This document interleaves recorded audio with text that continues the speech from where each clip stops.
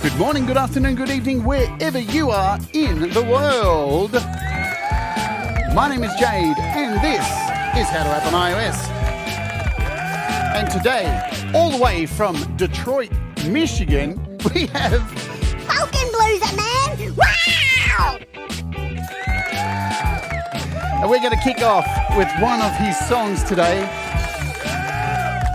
This is a track called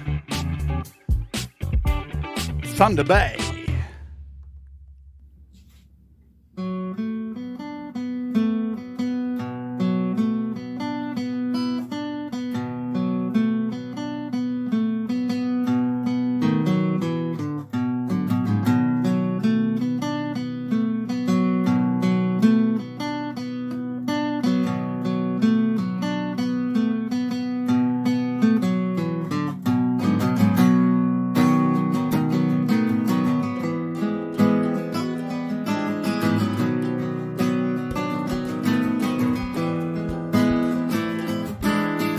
Summertime back in '89, I was just a kid and on my way, heading up north to Thunder Bay. It's a ride with my man for the summer to stay with my friend. Him and his family had moved to Alpena from Detroit City. When I got there, we went up to his room, we plugged in his guitar, amplified to open the window and the guitar to me and said, let him hear the sounds of Detroit City. So I said, turn that shit up, man. We started off with MC5, kick out the fucking jams. Moved on to the Stooges, wanna be old dog. My American band, he was singing along. Next thing you know, what I see, pretty girl coming down the street, she looking at me. She said, hey boy, I ain't seen you before. I like your style, how long you gonna be here for? Said I'll be here for the summer, and if we don't get together, it'll be a bust.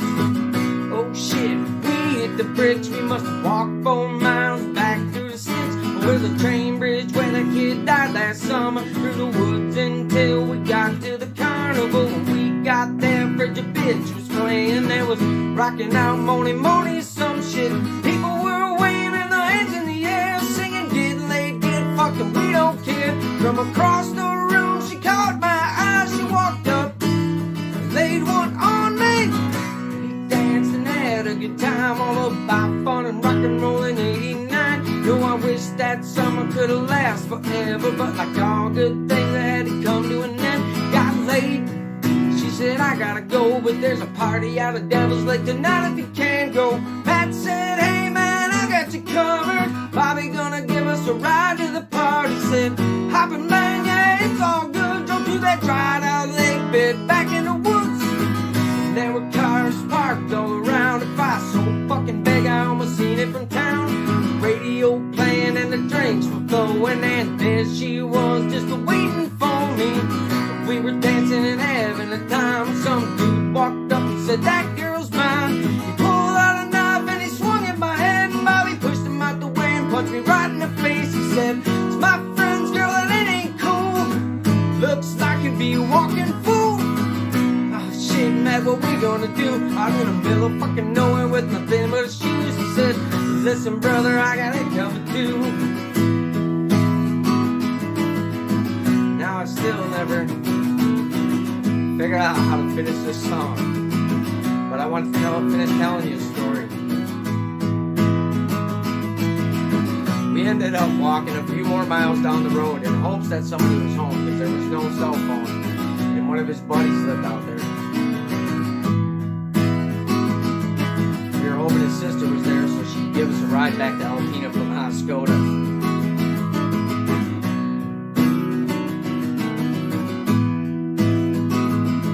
She wasn't there when we got there, but we did get something to eat and no smokes, so we were rolling cigarette butts with papers. The next morning we woke up. We had to go all the way back to Alpena. His parents were going to be pissed. I don't know what he told them. But his sister never did show up, and a couple of other buddies did, so there's 5 of us. five, about 15, 16 years old, all walking, long-haired dudes, leather jackets, jean jackets, hitchhiking back to Alpena from Oscoda. We're like, nobody's gonna fucking pick us up. And then eventually, somebody did. He was an older dude, he looked old to us. I'm sure he was probably only 50 or 60. He said, hop in, you guys, where you headed? He said, we're headed all the way back to Alpena. He said, well, I'm heading that way. Whereabouts? He said, Thunder Bay. He said, I'm going by the mall that way. I'll drop you guys off there. We were thinking, man, is this dude crazy? Who the hell would pick all five of us up in a car by themselves? Out in the middle of fucking nowhere in the woods. But he did. He was cool. He was like, yeah, I've been there too, man. Back in the day, we used to hitchhike across the country. So it was some good times, man. We finally got back to Thunder Bay. He dropped us off the mall.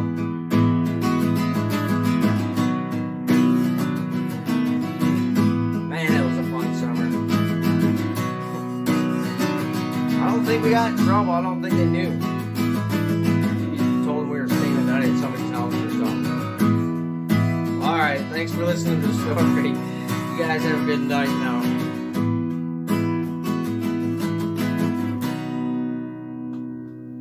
Thanks for listening.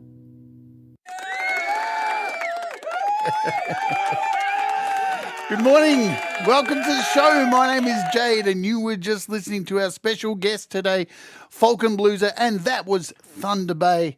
And why did I choose that song at the beginning? Because the man is a storyteller. Let me tell you, not only does he have a fantastic voice, write some really amazing songs, but he is a storyteller, and that's what you want from a wonderful singer, yeah? I'm Jade. Welcome to the show. I hope you're all doing good. It's the end of the week for me and all that jazz. Let me just turn this off. And it is our interview day, which I always look forward to these days. It's like the end of the week and I get to hang out with somebody really cool. And what's really awesome too is I got to hang out with this particular person a couple of days ago and do a live show with him. So I feel like, I'm rubbing shoulders with royalty yet again. And yes, you may have noticed here, I am wearing the latest in YouTubersphere musician merch right now. This is only one of 3 Lily Pilly's hats in the world, and I have one. Thank you, Manny, for sending the hat. Much appreciated. Much appreciated. So thank you all for being here today. Really good to see you all in the chat. As usual, I'll give you all shout-outs about 20 or so minutes from now. We'll do the catch-ups and do the roll call and stuff because we want to get straight into it. All right, so today I have on the show, as I said, somebody who I've been fascinated with for a very long time. I first heard him on Metalhead Hippie and was like, man, what a great voice. And I know it sounds cliched, but if I was ever stuck on an island with a guitar and a campfire and a few other people, I would demand this person be with me trapped on that island so I could hear some great music and be fully entertained while I starved to death. Yeah, I couldn't think of a better way to die on a desert island listening to Folkenbluzer. He's I've seen him on Gmate, around Hippie Show. I got to play with him the other day. He is a very humble human being, a great storyteller, and a definitely one of the hardest working humans I've come across, not only as a musician, but as a decent human being towards his family as well. And we're going to find out all about that today. So, folks, if you are a warrior in the chat, you will notice there is a Folkenbluzer emoji. So when we bring him on the show, make sure you bang the Folkenbluzer emoji into the chat and all that good stuff. So without further ado, I'd like to welcome to the show, ladies and gentlemen, Folkenbluzer, also known as Al. Welcome to the show, my friend. Hey, Jade. Hey. Thanks for having me on. My pleasure. I'm so glad you could join me. Thank you, everybody, for showing up. I see there's a lot of you here. Absolutely. I appreciate that. There's always going to be a lot of people here because, as I said, you have a voice that resonates with people. Did you always know you were going to be a singer? No, What was it I've that actually been told I couldn't sing. I do more yelling, really? that I should just maybe not try to play the drums and or the guitar, just try to do singing and learn how to do that if you want to sing for the, for the band. He said I'd do a lot better. See, But that shocks me so much. We live in a world where there are so many singers that suck, and people prop them up and tell them they're so great, and then somebody who has natural ability is like, "You can't sing." What- What's no, going? but they knew there was something there. It was my brother, and he always tried to be honest with me. Like when I sing and play guitar, he'd tell me it sounds like I'm playing the guitar to the singing, not singing to playing the guitar. But he's the one that pushed me to do better. He invested more. He started guitar after me and ended up being a better guitarist. He's great. He'd try to be honest with me and encourage me. And he's like, man, you could do it. He's like, you rock. Uh, but he always wanted me to focus more on my voice. And I think I've done that, though. Took a lot of practice. And what I learned was to adjust the guitar to accommodate my voice. Sometimes I have to do it in a different key if I want to do it. If I really like a song and I want to do it, I got to do it a little different. And that makes some of the things I do a little more creative if I'm covering something, I think, something a little different from the original. It's something that you went there before I could even ask it, which is great. It's something that I see a lot of people write about, who are either learning to sing and play guitar. How do you do it? Because for a lot of people, it's really hard to sing and play guitar. Like, do you think playing guitar helped you sing, or is it vice versa? Um, no, I think maybe if you focused on the singing first, it would probably help. But my brother knows I like to sing and do the stuff with the band, and I also would just play guitar, but I could never, figure out how to do both. And he said it's really not that hard. It was a Blues Travelers song.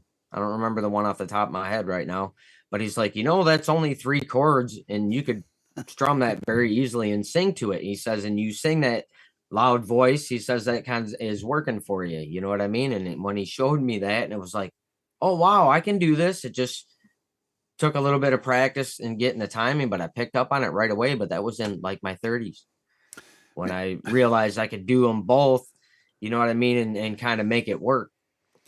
And I still can't even pat my head and rub my belly at the same time, but I can play guitar and sing. So I don't know how that works. But I'm going to hit you with the first question I hit everybody with.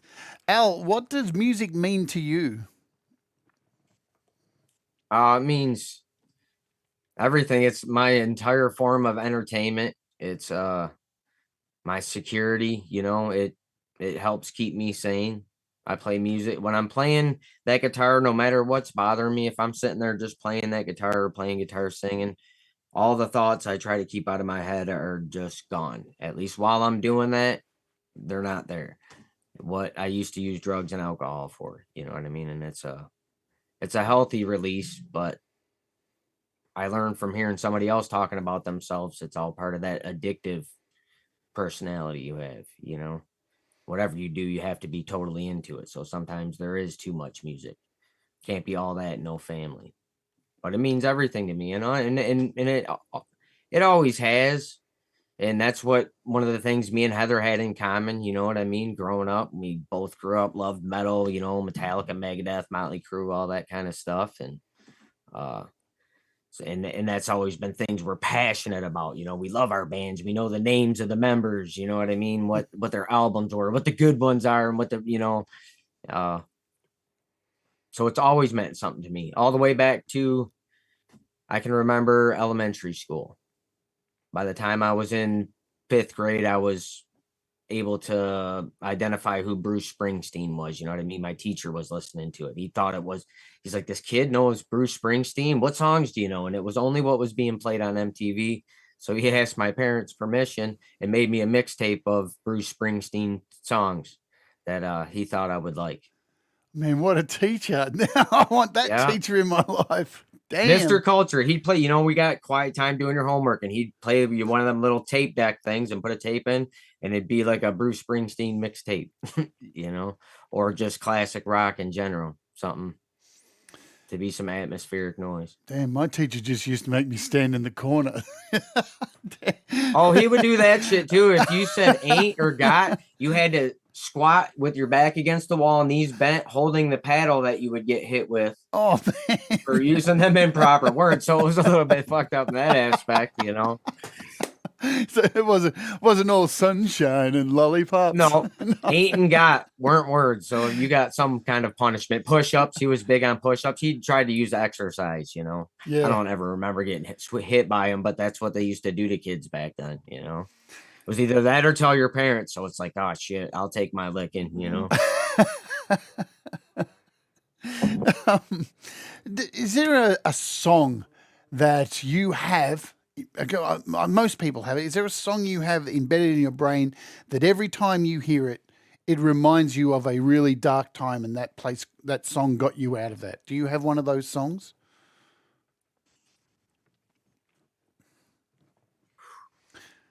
It's probably hard because I'm saying No. one. You don't? Yeah, no. I mean, there's just songs I connect memories to, but none of them are ever pulled me out of that tragedy. It's just finding that music that I already love and diving into that and listening to it. Yep. I'm sure maybe in that moment it had impacted me, you know, hearing a song at a funeral. My friends' funerals, they're not playing soft stuff, you know what I mean? They're playing the songs that they liked, and you're hearing the rocking songs, you know. Yeah, I've always said I want Angel of Death by Slayer played at my funeral just so I can piss everybody off one last time. Simple Man. Actually, that was a song that I connect to my uncle's death. That house that me, him, and my cousin, my brother, we'd all have jam night over there. That was a song we could actually play, and it sounded really good. And it's just an emotional, you know, for a Leonard Skinner song. Doesn't really identify any of us, but like at his funeral, that was one of the ones that choked you up. Something that really reminds me of him and will bring me to tears when I hear it is a Bob Seger song. And I'm panicking right now. I can't think of the title. Man, I hate that. I could play it for you, and you know what I mean. But yeah.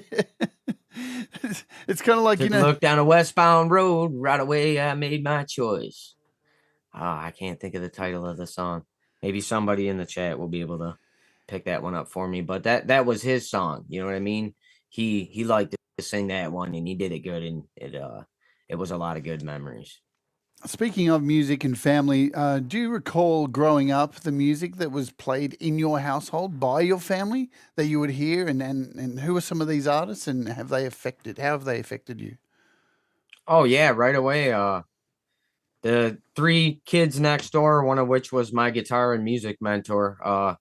They got to hang out at our house next door at a pool table. Neighbors were more friendly and family like, you know, back then. And they were three teenagers, and my parents would let them smoke in the basement while they shot pool, but they knew where they were, so it was safe for them.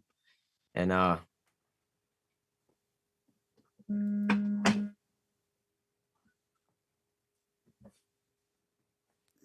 sorry, I already forgot that. Jade, will you tell me the question again? My damn alarm went off for my normal wake up time. I thought you had a fidget spinner. A seizure? No. A seizure. I didn't. That was the last thing that I thought. And it was just as I was putting up the comment here by Helen Fret Fumbler. Oh, I hate when I forget stuff. Happens every time I get nervous. We're all having seizures today. No, it's just the music that was played in your household. Oh, yeah, from them guys hanging out. You know, my parents like classic rock. I'd hear AC/DC and the Moody Blues and things like that. And then the neighbor kids come over and they're playing you know, Ted Nugent and Pink Floyd. You know, I'm hearing the Eagles. This is all on the radio because they're jamming the radio at the house growing up. A big impact for me was the MTV. Bruce Springsteen and the Stray Cats were like two of my first favorite bands, you know.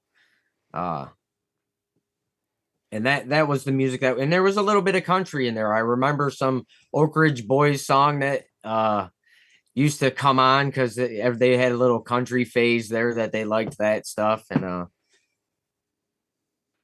they were good memories. CCR being played on the radio. But what I had found is when I went to look into the blues, a lot of those rock songs I was digging had the blues roots. That's why I think I ended up liking that music when I went into it. You know, those are all blues riffs. I mean, they're blowing up and distorted and doing, you know, they do all that, but Absolutely, yeah, yeah. It is interesting, you know, because I grew up with a lot of that music too, and then all of a sudden the '80s came along, and you know, you got force fed a lot of new electronic music and stuff like that, and thankfully metal came along for me, and that saved me from a lot of '80s stuff. So as soon as I heard Iron Maiden, Metallica, and Slayer, it was over. It was over. And it, you know, it's weird with metal. It took me a long time to go back and listen to other stuff again. I got so entrenched in metal, it took over my whole life. It's funny how music can really drive you in a different direction. I felt that anyway. Like my whole life took a completely different turn. I had new friends. I had a whole new outlook on life, and it was all because of metal. It was like this cool club that I found where I actually fit in somewhere. very accepting community, even though they're looked down on by the outsiders, you know, and they stick together. It's bizarre, isn't it? It's one of the most confusing things being a metalhead when I was young, that so many people were hating it and saying it was so evil. And then, when you're in it, it was just so, like, I don't want to use the word loving because it wasn't like we were all throwing, you know, flowers at each other and stuff. But even in a mosh pit, if somebody like jumped off a stage and hit the floor, there was always 100 hands. Pick 'em up. There was Yeah. 100 hands that just came out of nowhere and picked you up. And, you know, maybe the smell of the t-shirts in the audience wasn't very good. But it was the most loving community, even though we were singing about like digging up corpses and doing bad things with them. It's totally misunderstood. Totally. Yeah, when my dad heard, like, I used to write down some of the lyrics so I could try to sing stuff, and my dad found a book I had written down some Slayer lyrics for. I think it was Expendable Youth or something like that, or something off South of Heaven album. And he's like, you know, my parents were pretty cool people, but he's like, you know, son, what is all this? He didn't know if it was some kind of insane, I'm about to kill a bunch of people. No, I wrote to myself, and I'm like, no. And we were big horror movie fans, you know, even from 5 years old, we'd watch the Vincent Price movies, you know, them movies they'd play just on regular TV. And but I explained it to him, it's like watching a horror movie, you know. Yeah. It's just in musical form. Yeah, absolutely. It just was baffling that a movie like Evil Dead could come out and no one seemed to complain about that. But, you know, a song by Slayer, and everyone was like, we've got to stop this. It's crazy. It's like, hang on a minute. Have you seen Evil Dead? Like a tree, like forcibly captures a woman and defiles her. And it's visual. Like, what's going on? It's fascinating how the world went down that path. Do you recall the first album that you purchased with your own money and was given to you as a gift? So Purchased with my own money. Yeah. I'm probably gonna say Ozzy Osbourne's Ultimate Sin. Wow, what a good choice. Early on when I was getting into there. And then, of course, the older kid, he's like, yeah, that's cool, but you should have got Blizzard of Oz, you know. But I wanted to watch, listen to what was being played on them videos on MTV, you know what I mean? That's what captured me. And my parents always thought it was cool. They were Black Sabbath fans, you know, back in the day. And people still listen to that. That's cool. You guys like that, you know. Ozzy's timeless. I mean, even now when he's like in how his health has declined to wherever he's at now, we're still watching him on TV do utter buffoonery.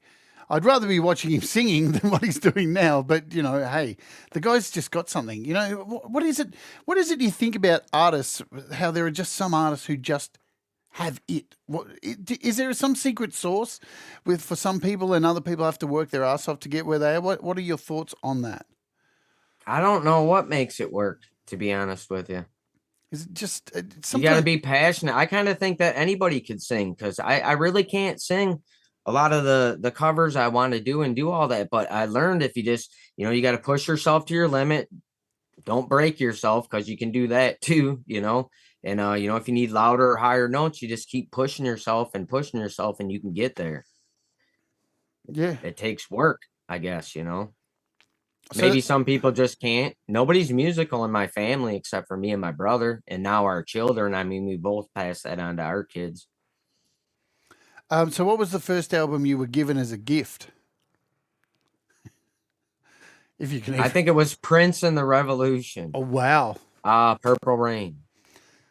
What a solid artist that dude. We had a question, and I didn't appreciate it at the time until I became a guitarist and played later on. It was the guy, my guitar mentor, I said, oh, Prince, those songs are weird. They're not rocking or whatever. He's like, you ever listen to what he's doing on the guitar in there? He's like, he plays the guitar on that. And then, so, I sat back and I looked at it, or listened to it from, just to appreciate it as a musician myself, what he was capable of. And then from that point on, I noticed it every song, and anytime he performed after that. Yeah, but it was my stepmother that found it weird that a kid so young, less than 10 years old, she could have a conversation about music with. She was a music lover. She had a huge collection of music, sang over the top of them on the reel, and it just, yeah, I don't know. I wandered off. So. It's interesting about Prince. We had a quiz last week, and one of the questions was, how many albums has Prince produced? And the answer was actually, I think it was 39. People forget, not only was he an amazing artist who released his own music, but he wrote songs for so many other big artists. He produced other artists. This guy did everything. He was like a jack of all trades, and it just came off so effortless. So what I mean, some people just seem to have it. Like he seems like one of those artists who just, whatever he touched turned to gold. Yeah. So when you're young, you've got people around you playing lots of music. As you said, you've got no one playing music, actually a musician in your family. What at primary school or whatever you guys, I forget what it's called there in the US. Elementary, yeah. Your first, yeah. Did you, was the recorder, I always have to ask it, did you have to take up a recorder? Were there opportunities to learn any form of music in your schooling? Yeah, you could have joined the little school band they had there. We had musical class every year, and you'd mess around on the xylophone. I don't remember getting to play the recorder or having one. I remember playing the triangle, but I often took whatever was easiest. Already I was getting in trouble at that age, Right. Hetriani, I can see here in the chat, his eyes probably ears perked up then go, the triangle? That's my instrument. I figured somebody would notice that, yeah. Who knew that Hetriani, the master lead guitarist, turned out to be one of the most awesome triangle artists around too? Shocking stuff. So when was there a time when you actually, when it sparked in your mind that you really wanted to like sing and like you sung to, like MTV is obviously a big thing here in Australia. We didn't have it. We had MTV, but it wasn't like a 24-hour channel. We had it like once a week, every Friday night kind of thing. And it went on for maybe 6 or 7 hours. So we didn't have MTV the way you guys had it, where it was so impactful. Yeah, it was. It was around the clock here. Yeah, yeah, and it played music. Yeah, well, that's another story, isn't it? Now it's all reality TV. So that's bizarre how that happened. How somebody at the top turned around and went, you know what? Yeah, this music thing isn't working. The thing that was our brand, but we're just gonna. The way I understood it, there's a lot of artists that wouldn't let their music be played on there once there was other areas. That I don't know where I heard that, but I remember seeing it on an interview of something. Well, MTV made so many artists. Like, if it wasn't for them, where would they else have they gone? Because it was such a new medium, and video clips were a thing. And now we look at where we're at now, and we can make a video clip on our iPhone and upload it to YouTube. Back then, it seemed like video clips were such an unattainable thing. Oh, wow, that band's got a video clip. How amazing is that? And I can make one on my phone now. How ridiculous how times have changed. In better quality than, than you could back then. Yeah, absolutely. But to your question for the singing, yeah. I mean, that was right away. You just always sing along to songs, when I was maybe sometime between 10 and 13, I remember trying to sing Goodbye to Romance from Ozzy, and had to just come to terms with my voice hadn't matured enough to be able to do certain things. So my whole life, I always tried to sing along to that one in the car to see if I could hit it. Well, never did to my liking, but see, it's interesting, and thank you also for buying an Unt mug. We're both drinking. I like it. Nobody's picked up on it when I bring it to work. Thank you so much. I'm glad you're a member of the Unt crew. Man, I need coffee in the morning. I'm going to play a song now. I'm going to play another song of yours from the list that I have here. And we'll come back and we'll say hello to everybody, because everybody's chomping at the bit. We've got 33 awesome people here in the chat. So thank you all for being here today. You guys rock. I'm going to play this song called Pretty High Woman. Do you want to tell us a little bit about this song that I'm going to play? It's a finger picking style song that I kind of picked up on. Reminds me a little bit of Lightning Hopkins, maybe the type of story that it is. And it was just something I made up one day. I was like, I want to make a song like that. And it's not really inspired from any real events. It's just something I came up with. But my wife swears that everybody thinks it's about her, and I try to tell people that it's not. If anything, I'm more like the Pretty High Woman, Nice one. All right, let's play. Let's play this. We'll come back in a moment, folks. Get ready, chill out, chill your beans, enjoy some music, and we'll see you back here shortly. As Hippie would say, boom. Oh, I've got the volume down. Boom, boom, boom, boom, boom. Let's do it.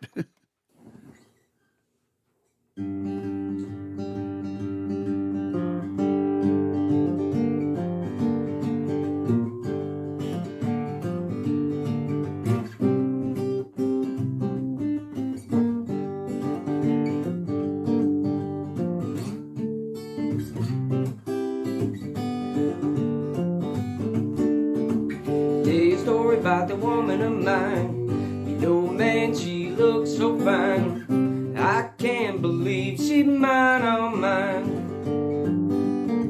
But when I'm out working, she's at home getting high.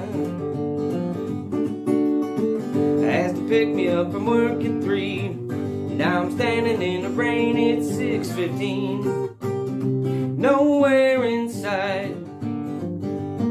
She done forgot all about me while she was out back getting high. Look, man, I ain't lying.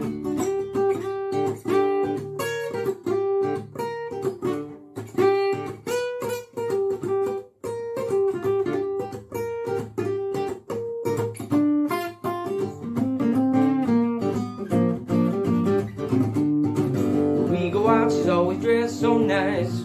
Walk in the room and all them eyes on her, and I just smile. But then the dogs get to howling and I'm outnumbered every time.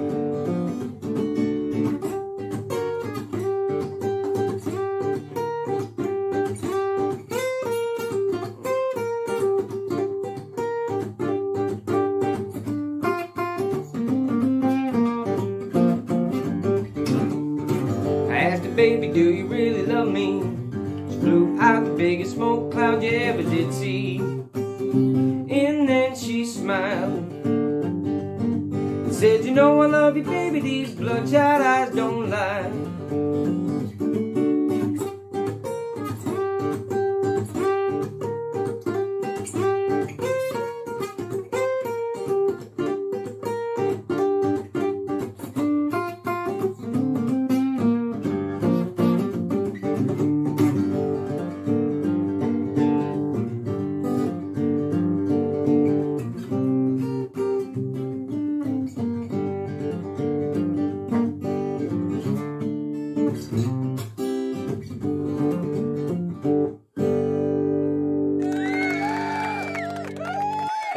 Hey.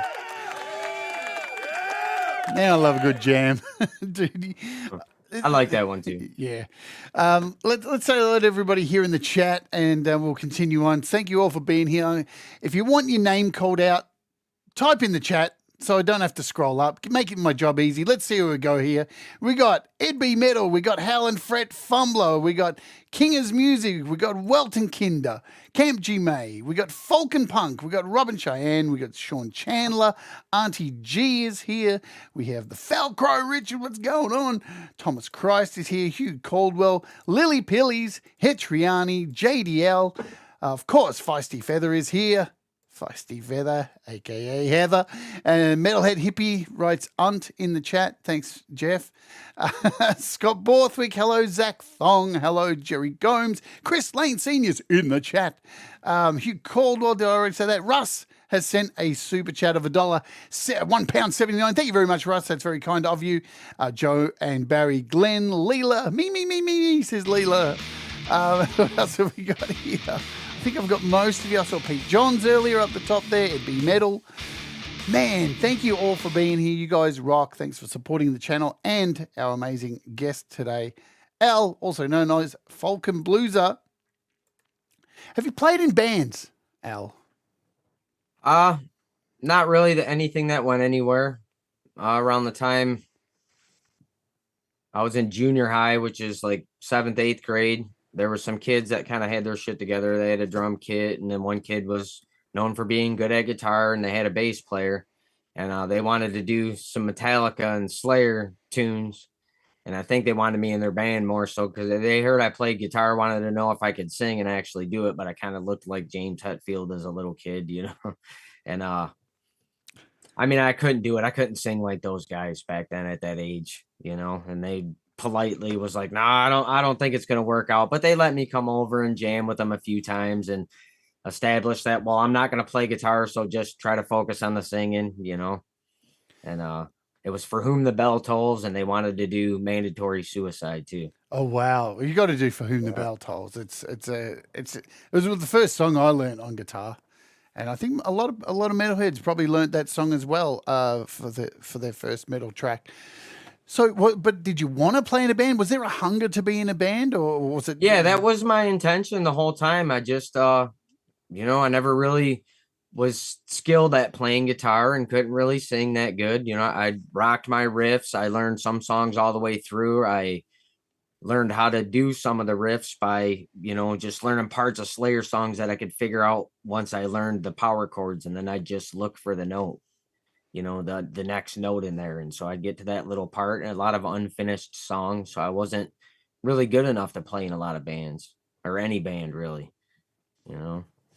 And what about like not playing in bands? Like, has there been a time when you've performed solo and done shows as a solo artist, or? No. Wow, I find that mind blowing. It's because you're just so like, I would throw money at you to watch you play. My brother tried to convince me to like do karaoke and stuff. So during times when I drank, you know what I mean? I had then and only once I was drunk, you know what I mean?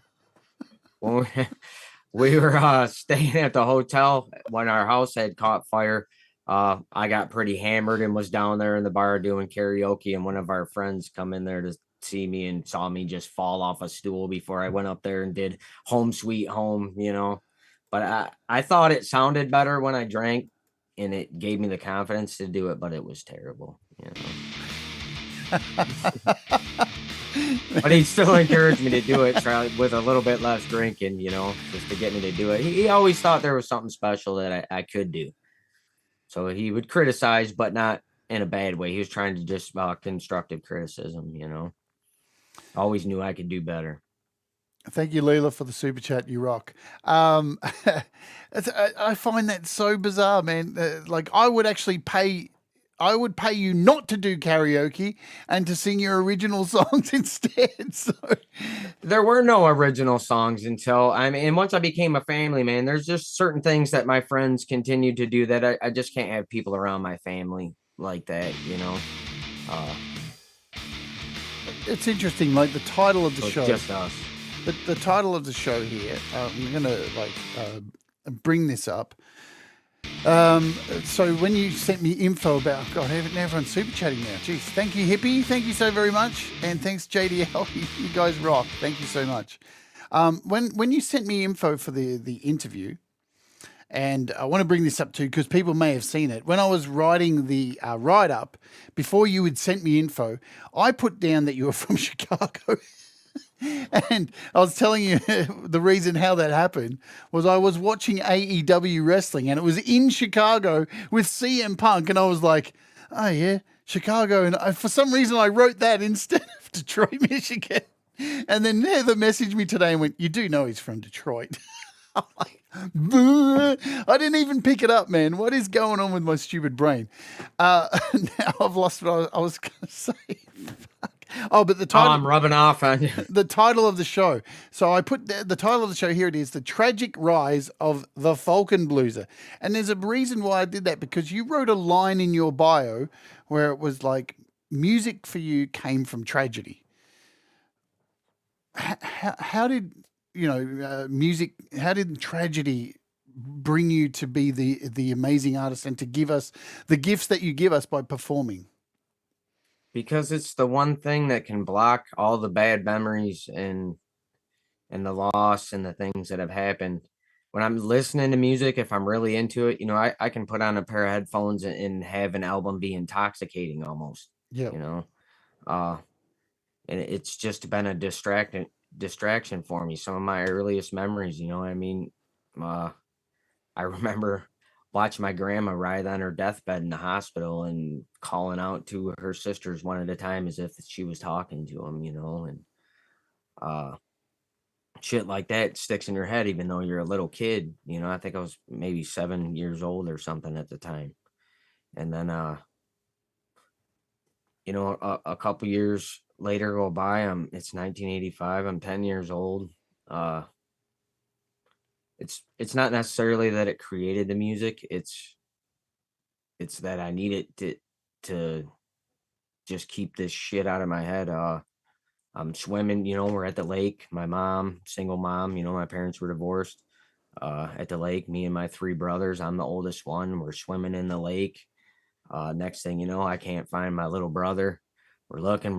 Then we go get our mom. We're looking. And I can still picture, being there till it's dark and all these volunteers of people. There must have been 100 people. They did a line out into the water and all held hands and raked this whole beach and could not find my little brother. We thought he got kidnapped. And then, a relative come and pick us up and took us home. And they stayed there throughout the night and had divers and helicopters. And in the morning he surfaced. We don't know what happened. He just drowned, and I lost track of him while we're swimming together. You know what I mean? And I'm the older brother. My mom's on the beach. You know what I mean? But just, you had a little bit more freedom back then. You know what I mean? And it's not like it was our first time at the beach. We were only a couple feet offshore. They had these big holes dug in there that we'd accidentally step in, and you just try to stay away from them. And I held myself responsible for that as a kid a lot for a long time. As an adult, I realize it's not my fault. You know what I mean? But, and from that day on, my whole life obviously changed. You know what I mean? Yeah. That's when I realized life was short, but we had cable TV back then, and my parents didn't keep us from watching anything. So all this wild partying and all this stuff and living a wild life, plus with the wild kids next door to me, being rocker kids and metal kids. Man, I just went at life at 100 miles an hour. I wasn't afraid of nothing. I'm a small dude. I'd stand up for myself. I'll fight any man twice my size, at that age. I did drugs for the first time, when I was 11 years old. I did mescaline. I had sex that same year at 11 years old, like a 15-year-old girl. Just fucked up stuff like that happened too early in my life, but I wasn't about to wait on life. I just went at it. You know what I mean? I had already ran away at home, even before I was 10. You know what I mean? I always just had a sense of adventure, and then I started running away because you get grounded for coming home, fucked up when you're 11, 12, 13 years old and you look like you're on speed, your eyes are like this because you're tripping fucking balls, or, you know, you're wasted drunk at that age. You know, nobody's going to sell you alcohol at that age. So we'd go to the liquor store that's on the way to school and steal a fifth of Mad Dog. You know what I mean? It'd have 5 of us puking and just, and just stuff like that takes like a couple years. You know, time heals wounds, but it takes a couple years. And I just, the music, when I would play, even when I couldn't play and I could just do basic riffs before I was learning songs, you know what I mean? It would just block that shit out of my head. And I, for the most of my youth, from that 11 years old until, you know, first couple years of my 20s, I tried to block everything out with drugs and alcohol. Neighbor, you know, across the street, I'm 13 years old, introduces me to crack cocaine. That's when I started doing that. That's pretty fucked up when I look back on that an adult could do that. You know what I mean? This was a grown man in his 20s. I'm 13 years old. But they get you hooked, so they got somebody else to get money. So I was dealing with addiction already from there. You know, I was going to AA meetings by court order by the time I was 16, and they were taking me to psychiatrists and all this shit and showing me the ink blotch. What's this look like to you? And it just, that's what I focus on if I don't do something with music or something else, you know what I mean? But when I do it to the extreme where it blocks out too much. You know what I mean? I'm blocking out my loved ones. I'm not spending time with them or acknowledging them. You know, I'm just, as my wife puts it, just going to my own little world like nobody else exists or matters.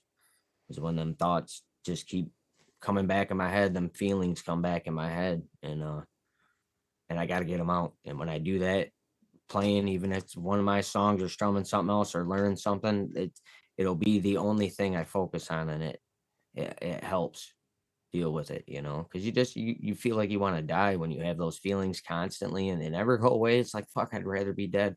And it was a friend that, you know, I still have them thoughts on a daily basis, but it was a friend that somebody was talking about one of their loved one. I don't know if I should say this or not, but one of their friends committing suicide, and it was her abuser who had done it, you know, and another friend who also knew him said, fuck that person. They had a family and they suffer all your problems too. And so they bailed on their family by taking their life. Different people suffer in different ways. I thought it was cruel. I can't believe you said that. But as it set into me, it was like, you have a responsibility to live, you know. If you can't do it for yourself, do it for somebody else. It's not usually the best way to do it, but Whoa, man! you know, and there you just there's more. I don't know. you just became like even higher on my list of just why I worship your music and what makes you so special. Like I love you so much. And there's a lot of people I know in this community who really see. It's almost like you can see this pain that you just talked about. I thank you so much for sharing, and you know, hey, you are an incredibly strong soul to, you know, take on this. It's all this stuff at such an early age and come through it on the outside and be such a strong. What are the words I'm trying to say? You have integrity. There's a real integrity in your music and you as a person, that just my personal opinion. And I see this is where it comes from. It's such a strength. I don't know how I would have dealt with that kind of stuff. Really heavy. And no, you're certainly not to blame for anything that happened. There are some fucking cunts in this world. We were talking about this before the show, aren't there? We live in a world where everyone's so defined by left and right and who you are, and it's just like, just don't be a cunt. And it sucks that you had to come into contact with a lot of cunts in your life. But Yeah. I'm so glad you're still here with us, really, and to provide us with what you provide. And you know, there's a lot of us here who have stories not exactly the same, but there's a lot of pain in all of us, and I definitely thank you for sharing that. It sucks, man, that tragedy has birthed such beautiful music from you. My tragedy tends to do that for a lot of musicians, though. Yeah. You know, I mean, you're a Yeah. perfect example too. Yeah. Yeah, absolutely. Like being trans myself has fueled a lot of my music, which it shouldn't have to. Like we shouldn't have to deal with this shit. Like we absolutely shouldn't. You know, if people were more caring toward each other and gave a shit, it's so easy to give a shit. You know what I'm saying? But You just have to be considerate, and people just aren't. They don't. They seem to, if they don't like you, they can't just not like you. They got to do something about it, you know? yeah, it's like it's their business. You know what I'm saying? Like it's not your business to have an opinion of me or to judge or even to try and control your life. Like I'm just disgusted at you know, some person giving a young person drugs and just wow, man. I'm surprised you haven't gone back with a chainsaw and hunted that motherfucker down. Cut him up. Well, you know what I mean? That's something else that at this point in my life, I realized the people that I had those kind of thoughts about, there's no way I could have hidden that pile of bodies by now. And doing something like that, then I leave my daughter and my daughters and my wife alone. You know what I mean? And my mom alone. I'd be in prison. Yeah. It's hard for me to not seek revenge, you know, and even when I feel somebody deserves that. Especially, I mean, like the person who I'm going to tell you this. My wife's the only person I ever told this to, and then the people who saw it. I was ran away from home for a couple weeks when I was 14, summer after 8th grade, and just hanging out with these older kids on the rich island on Grozeal, and you know, I was balls to the walls, ready to party and drink and all that shit. And one of the mornings there got me to, I'm thinking they were like Valium or Xanax or whatever. Hey, you want one of these? You know, you got to take 2 of them at least. And I remember taking them 2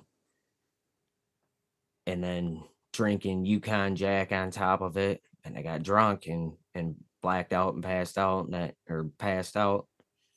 And they stripped me naked. They videotaped all this. They stripped me naked. They did fucked up shit to me. You know what I mean? And then they took this tape. And I barely remember waking up and having to put my clothes on and being in this fucking room full of people. There must have been like 10 people in there.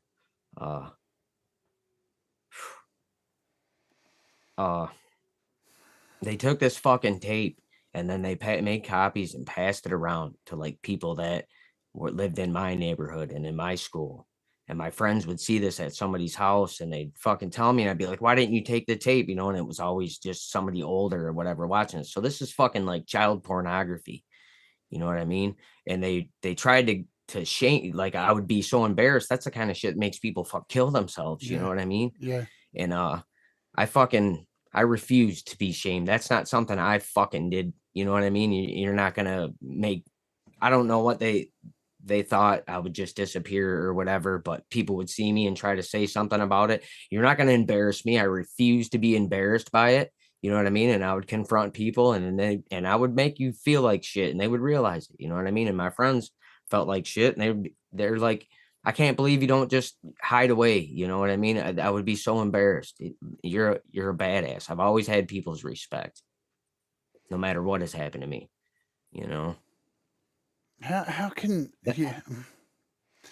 humans, man? We really outdo ourselves on a daily basis of shit. We really, there still is this for all the history and everything that we've been through. There still is this need to sink to new levels of low, and you know,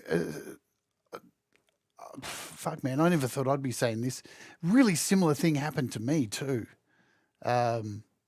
with a chick who I got drug fucked with and took photos of me and sent them to everybody at school. And it was fucked. As you're telling that, I'm just like, have you been reading my fucking memoirs? Fucking man, and you know, I was exactly the same. The thing was, anybody who ever brought it up, my response was, are you fucking kidding me? Like, you can't see how fucked that person is, and you're like laughing at me? Like, that, Yeah, fuck. You're laughing at the wrong person. Like, the person who did it is fucked in their head. They need a lobotomy. Like, that's their entertainment. Like, there really are some people who you wonder what goes on in their minds to get people to do that level. You know, I mean, I can only imagine what it's like now, Al, for young kids on the internet with social media and the bullying that is like that. I mean, you know, with our experience, this tape and photos, these things had to take time to circulate. Now we got kids doing the same shit. Like, nothing's changed. To a huge audience immediately on Facebook, and it's like that click of the fingers, and people wonder why suicide rates are up. You know, and bullying is such a thing. It's really incredible. We live in a world too, Al, where people are worried about the most dumbest shit and the real stuff. Our future, our children, our friends, our families are dealing with stuff like this. Bullying, just mindless shit. Dude, you are an incredible human being to not have destroyed people. Just, I got no words. What do you say? Yeah, what do you say to that? What do you say? It's like there's no psychiatrist in the world that can help these fuckers. Really, lobotomy. That's the. It's yeah. Hetriani said here. I'm the same. I'm rarely lost for words, but here we are. It's a testament to your character. It really is, that you're still here, and you are the incredible family man that you are now. Because I want to. Let's pivot. Let's pivot to something really positive, because you are just one of the most loving family men that I've come across. Your relationship with Heather seems absolutely beautiful. You have 2 kids, and you just seem like, I want you as my dad. It might appear that way, but I'm hardworking, you know what I mean? I missed out on a lot working on. I'm focusing on work. Somebody finally gave me free reins of using all my ideas, and turns out I was really good at it and worked out good for a long time. So I wish I would have spent more time with my daughter. You know, we try to, and we do family vacations and stuff. And after 30 years, you know, of being with Heather, I'm stepping my way, but, you know, taking some time to myself, but a little bit too much at times. So I'm not always the greatest husband, you know, but I try to do my best. I think I could do better at both of them. How did you meet Heather? She was a girl from the neighborhood. She was my brother's best friend. She didn't know she had seen me around the neighborhood and had a crush on me. I'm a couple years older than her. Oh, really? Right. You know? Yeah. And then she comes over to my mom's house with my brother. And I don't know if this is the first time she saw me, but she brings it up. My mom said she saw stars in her eyes when she looked at me. I'm sitting on the front porch. I have my Hetfield style Washburn Explorer. I don't have it plugged in. My electric guitar, I'm playing it down there. No shirt on, jeans. You know what I mean? Long hair already. I was probably about, 13, 14 years old. And that was one of the first times I met her, but she was like the cool chick around the neighborhood. You couldn't fuck with Heather, and you had to treat her with respect, because all the older kids treated her with respect. It was cool. 12-year-old little metalhead kid, hanging out with the partying crowd, trying not to do stupid shit. She always did good in school, took care of her business. But when she got a little bit older, her friends would be like, why don't you date Heather, you know, she likes you. Well, I was a dog at Aw. that age. You know what I mean? I had no intentions on a long-term relationship, and you don't treat Heather that way. You know what I mean? And we were friends for a long time before we ever became a couple. But it was just from growing up in the same neighborhood. Once we were allowed to cross the busy street, you know what I mean? Start to meet the other kids on the other half of the area. It's something that I notice a lot too. You know, it's weird. We sit here on the internet and we see these chats go by with everybody saying hello and stuff, and you know, even in the chat, I can see just how much she loves you. Like she really does, and just She does. She really does, and I can tell that you two love each other a lot, and you know it shines through. It really does, and it's more than that. I think I think she respects you too. Like that's really important in a relationship. Really hard to find love and respect. You know, respect is an important thing as well, too. And I gather it goes both ways, my friend. Yeah. I have all the respect in the world. She's a super strong woman. It's one of the things I like about her. She's a you know, a strong woman. If I was in a fight, you know what I mean, or I got to deal with any kind of thing, on a business aspect, I want Heather on my side. You know what I mean? She's just got she's motivated when she wants to fix something or settle something, you know. Well, I'm going to play some music. Is there a particular song out of the list that you sent me that you'd like me to play next? We got Level Playing Field. Can't Win for Losing. What else do we have? Can't win for losing. It's funny. I was just going to pick that. There's a little story about that. Let's play it. We'll come back and we'll hear the story. Let's have some music, my friends. This is Can't Win for Losing. Let me make sure I've got it queued up right, and I'm a professional. That's really hard to do. So chill, my friends. And I'm going to ask that, hippie.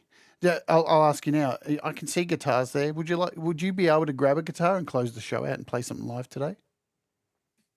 I think so. All right, we'll do it. Yeah. All right, so let's do this song. This is Can't Win for Losing. Folks, kick back. You're going to love this. It's a great song. Let's do it. Boom.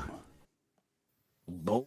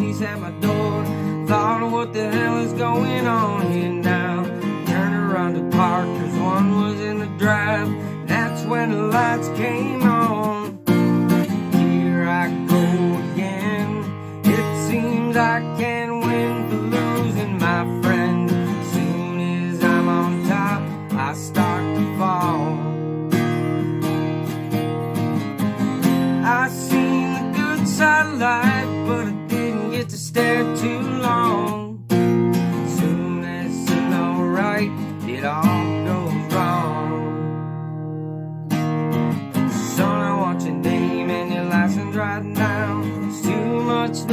coming out of this house. Reach for my wallet, shit, I left it on side.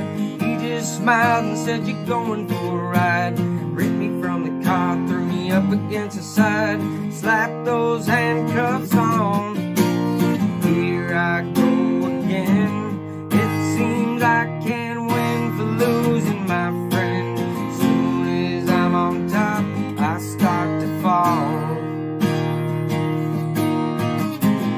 I've been on the good side of life, but I didn't get to stay too long. Soon as it seemed alright, it all goes wrong.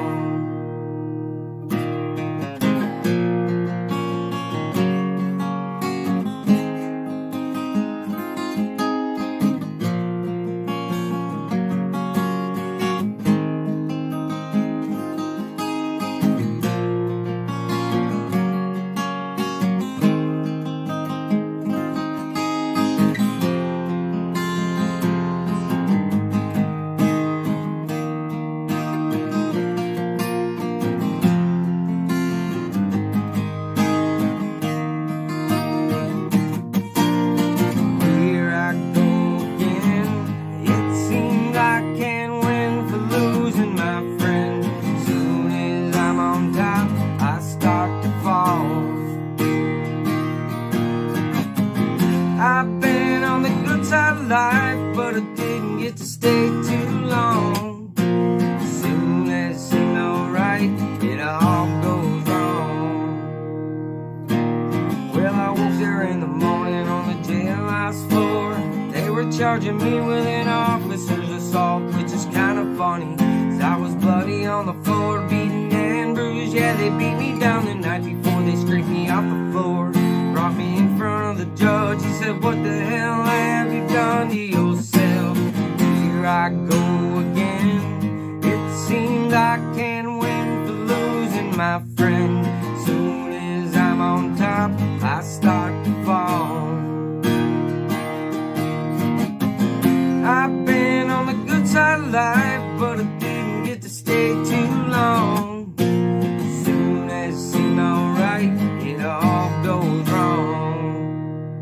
I looked him in the eye, said, are you out of your mind? You know damn well your boys did this to me last night. He just laughed, shook his head. I'll tell you, at that moment from my lips slipped, I wish you were dead. He said, if I were you, I'd just keep that to myself, unless you wanna go back in that cell. Here I go again. It seems I can't win for losing my friend. Soon as I'm on top, I start to fall. I've been on the good side of life, but I didn't get to stay too long. Soon as it seemed alright, it all went wrong.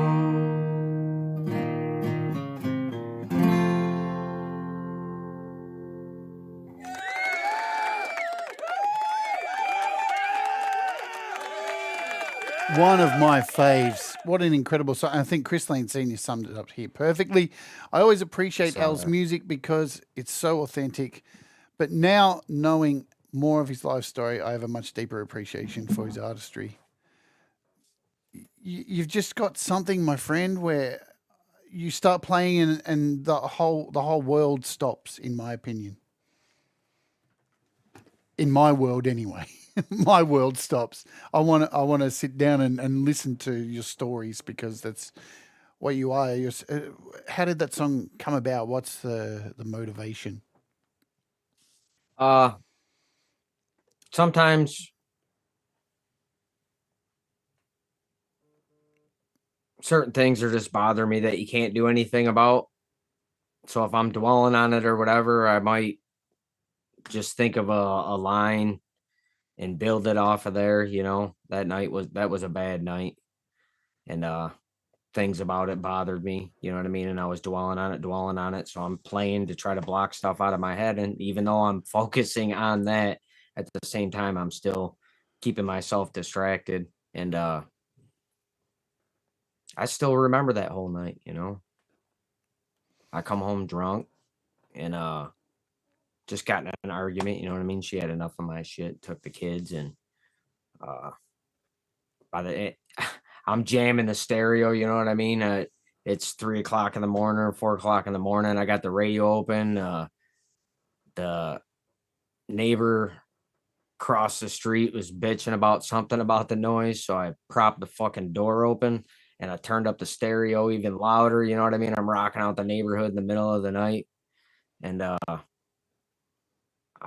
it's too late to buy beer around here, so I go to the store to get a coffee. I come back and the cops are at my front door and my radio's playing. And I don't have my driver's license on me. I'm not drunk at that time anymore, you know what I mean? I had sobered up. I'm just having a coffee and I didn't have my driver's license on me. And that guy had called the cops and there was like 6 cops there. And once they found out that I didn't have my driver's license, they pulled me out of the car. They're slamming my head up against the car. They fucking beat me up, dude. As my lawyer put it, what do you say? They worked you over. He says, make sure you use that term with the judge, you know? And they were charging me. I wasn't resisting arrest. I'm like, whatever, I understand, you know, and I'm going along and they're just fucking slamming me around, picking me up by the handcuffs. And once I got to the police station, it got even worse, you know? And the part that really fucking pissed, you know, another part that pissed me off about that, they're charging me with assault and these different crimes. And I'm like, well, police brutality, you know what I mean, is what they did. So I'm sure it'll all be wiped clean. Probably nothing will happen to them. So when I finally get, you know, they take me to jail. They're carrying me by the handcuffs, slamming my face off the walls. Then they want to do mug shots. So I want these fucked bloody marks on my face in the mug shot. And the ladies tells me to turn my head the other way so they can't see that shit. And they were going to come in there and turn my head for me. And Heather that morning comes and gets me out of jail, even though we had been through all that. And I pissed her off, you know what I mean? I go to court and I tell the judge what happens. And he said, well, I tell you what. He said, if you want me to write that down on this, I will. He says, but every cop in Lincoln Park will be waiting for you every time you leave your house. What the fuck? He basically fucking threatened me. There's not a fucking thing I can do about it, dude. And my lawyer he was a guy that has been in the community for a long time. And I was like, what can I do? He's like, who are your witnesses? I said, well, it was just me and them cops. It's 4 o'clock in the morning. He says, so you think 4 cops are going to say that they beat your ass and, you know what I mean, are going to be honest and get themselves in trouble? He said, they can make you sound like Charles Manson if they want to. He said, it doesn't make sense. The charges, it said for assault on a police officer, they need to feel threatened. He says, and no offense, Mr. Smith, but I can't see you being threatening to 6 police officers. I don't feel their safety was threatened. Neither did the judge, but he fucking threatened me. You know what I mean? With basically, we'll get you one way or another then if you want to report this. And he said, and if you do report it, nothing's going to happen to that officer. So, you know, it'll just be put on his record. Maybe 20 years from now, he'll get in trouble for it. So he said, what we'll do is if you don't say anything, we'll put you on, you know, if it's not going on there, then you're going to get a non-probation where if you get in trouble anytime now, then we're going to charge you with whatever we can. America, fuck yeah. Imagine if I was a black dude, maybe they would have just shot me. Sorry. No. I have friends and relatives in law enforcement. Reality. I know not all cops are bad. I just want to say that right now. There's some of the most loving, of course, but it's a reality. People that I know, but it's a real problem, man. It is a reality. It's mostly not mostly to the poor. It's mostly towards black people. It seems out of ignorance, but it's to poor people. You know what I mean? They go through that shit too. Yeah. And look, I want to talk about songwriting. You know, songwriting, it's an art. Not everyone can write a song that compels you. There are lots of artists out there, pop artists who write, you know, "Oh Baby, I Love You," and it's bland as fuck. It's total navel gazing. It takes a very special person to be able to write a song that can connect with human beings and to have empathy and passion. And not only do you write songs about your own experiences, but you write a lot of material with compassion for other people. You know, you write a lot of, I've seen songs about unionization, about people's rights, you care a lot about people. Am I safe to say that? Yeah. Yep. I do. I mean, I wish people would join together more and be more united, and I've felt that we were for a long time around here, you know what I mean? Until, the world is crazy right now. We got people getting into our heads, dividing us all, pitting good people against good people.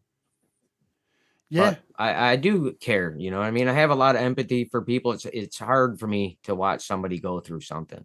You know what I mean? I'll get choked up if I see a video of a soldier coming home to see his sister for the first time after being away, or coming home in a body bag. You know what I mean? It'll choke me up. I'll see somebody here for the first time. I love to see people feel good, and it gets to me when I watch them feel bad. I told you when we were talking earlier before the show that, I'm a horror movie fan, or was, you know what I mean? But after seeing things, you know what I mean, throughout life, I don't want to see that shit.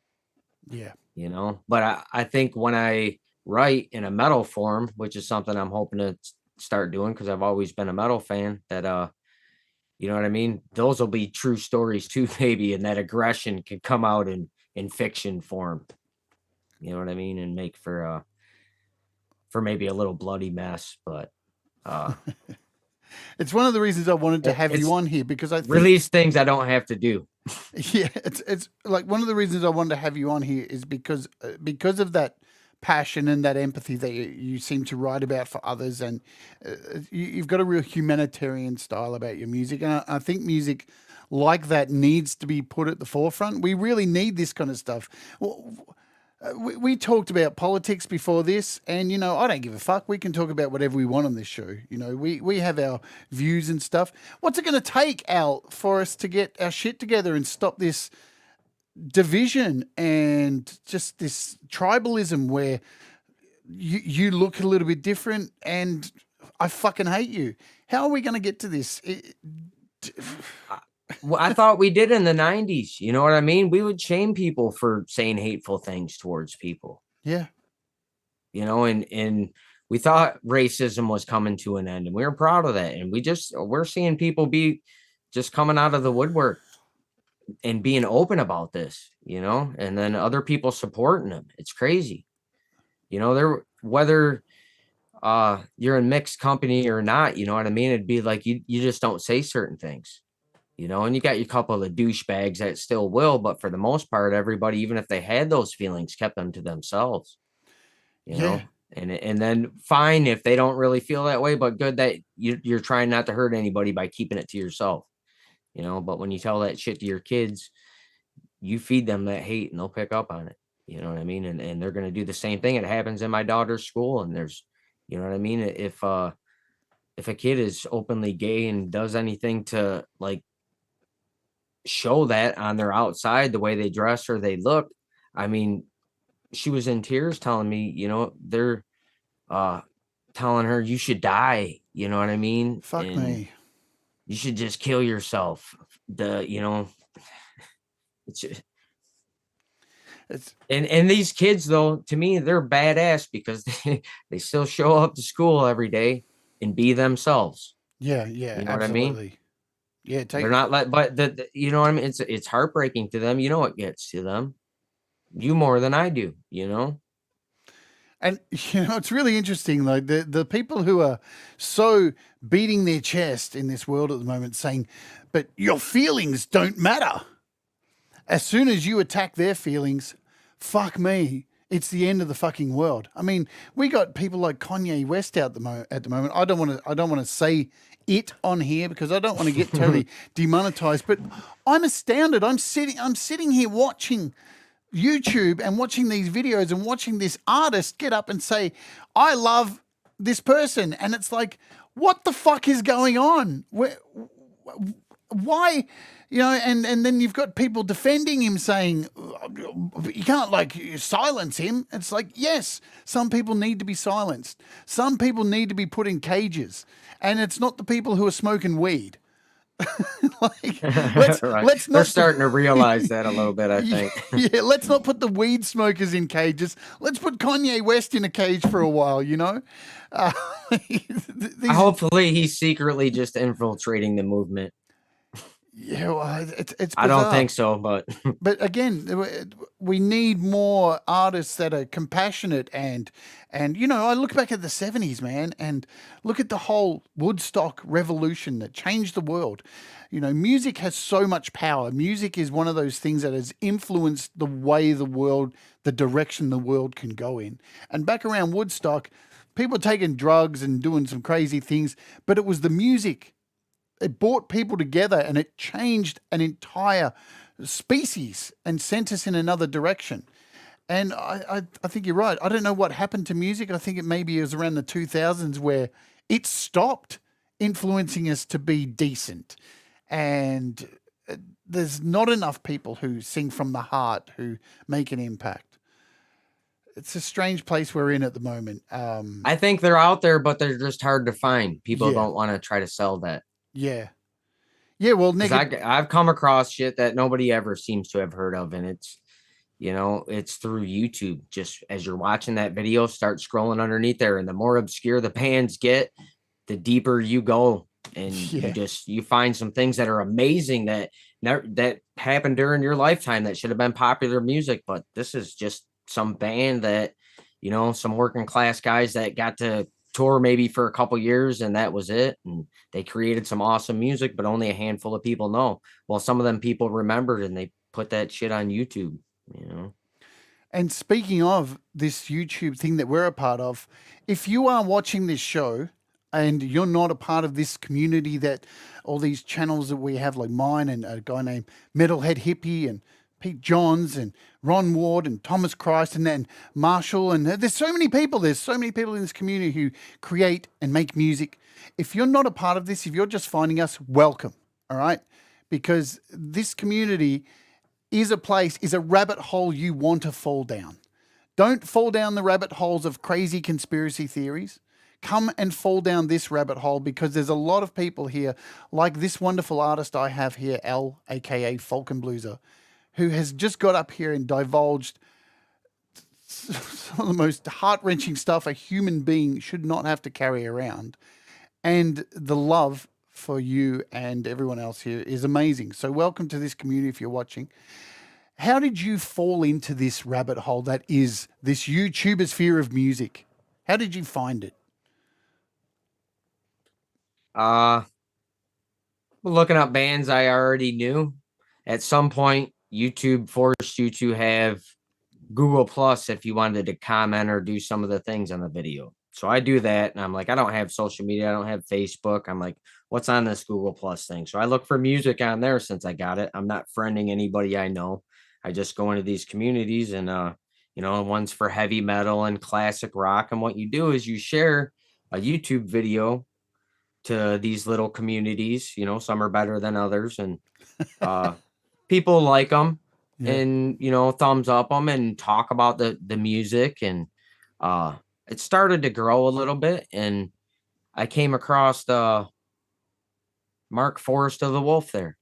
First person I ever didn't know that I talked to on the internet. You know what I mean? And he was a musician. I was a musician. I was looking for like something on there to post one of my songs, you know, just to see what people think of it. It was a way to get it out there. And, you know, he was part of some things like that. And from hooking up with him, I'd find other places to go, communities that were a little bit more cooler and deeper heavy metal. You know what I mean? We all like Metallica and Megadeth, but we all heard those songs already. So let's share some things that maybe anybody hasn't heard, something new, something old that you think people missed out on. And we would do that. And as you're watching those videos, that's shit that would never come up in your feed in YouTube's regular algorithms. So I'm seeing what's going on. So I got this idea. If I create a YouTube channel for just music, the algorithm's just going to keep sending me shit. And it did. And it worked awesome. People say they couldn't find good music on YouTube. And I'm telling them, I said, it's the way that you're doing it. If you're going to watch funny videos and news and all that shit's going to pop up in there too. I said, but this music thing, you know, I've got my my liked videos is like my most awesome playlist. I got lots of videos in regular playlists, you know, that I like, songs I like, but my best of is in my liked playlist, and it's all just music through there. And I'd click on these things. I wish I could remember something, you know, a band called Twisted Tower Dire, which was a metal band from here in the United States. Most people never heard of. They're an awesome power metal band, you know. They're defunct now.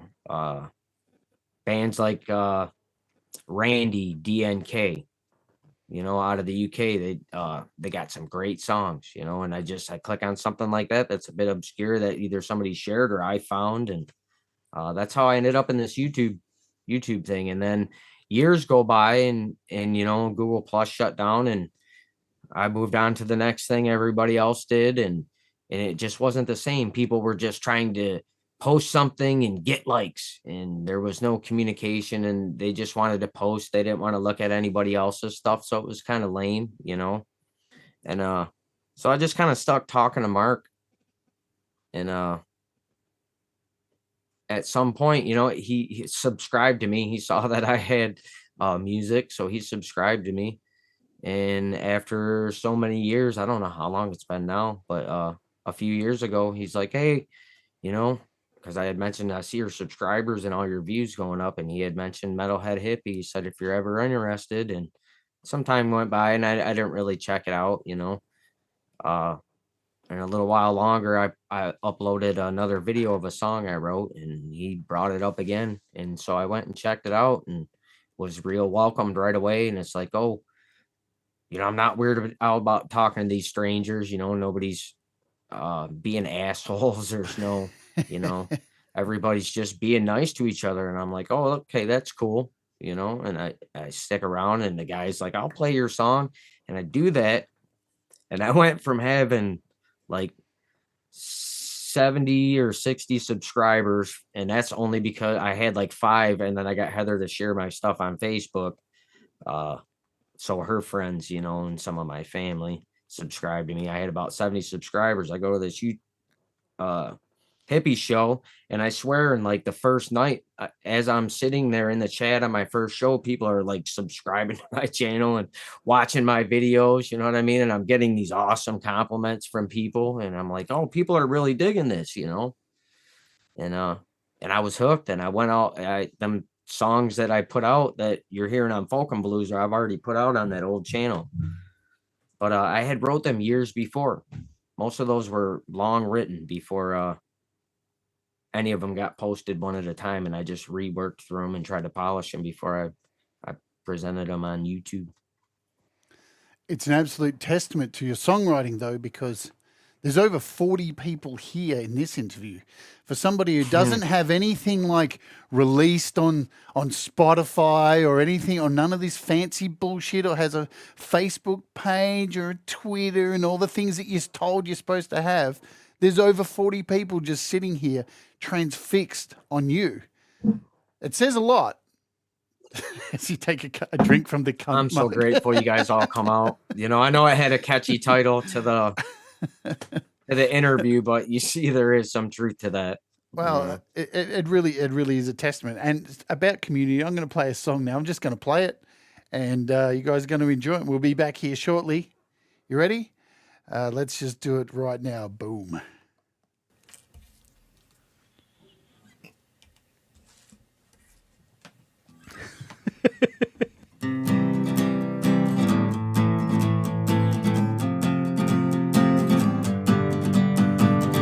Looks like we woke up in the same old place. Let me check, yes, all life's problems are still safely in their place, and maybe today's a day our hard work will pay off. But guess it wasn't, maybe tomorrow we'll be better off. What's that you say? I'll meet you in the garage. Sounds like a party to me, girl. Fire in a hole, let's get it on. Waiting out the winter, doing time in the garage, holding you by the heater with the radio on, listening to the songs of our friends across the earth. Turn that shit up, Metalhead Hippies coming on. Same old fucking day, same old fucking place, but any place feels like home as long as we're in the same space. And all these great people, they've been so nice to us. The live show's on today, I can't believe I'm finally on. Man, I'm so nervous, I hope that I don't lose it. I think I'm gonna puke, nah, it's cool, I got this. Waiting out the winter, killing time in the garage, holding you by the heater with the radio on, listening to the songs from our friends across the earth. Turn that shit up and let it just coming on.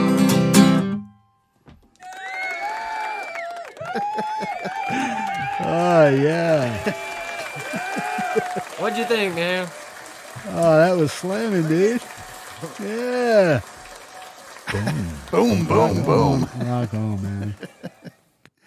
So that was from our live performance we did on Hippie Show. Man, it was such a pleasure to share the stage with you. I was so stoked when I threw my hat in. I messaged Hippie and was like, hey, I want to come on the whale again. And Hippie was like, right on, good deal.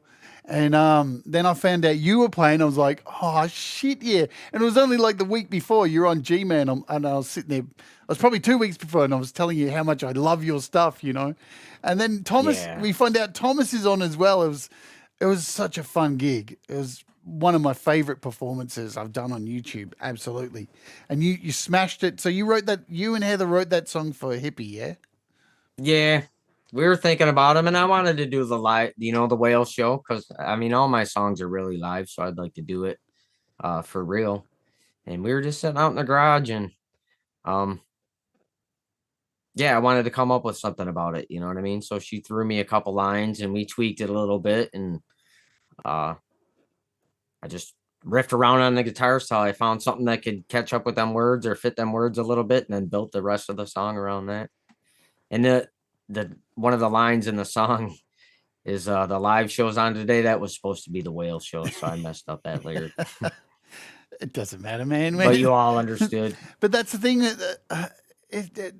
Were you nervous doing that? You get nervous doing performances like that because, the beautiful thing is when you're singing your own songs, you can fuck up. Nobody knows, most of the time, and you can fuck up.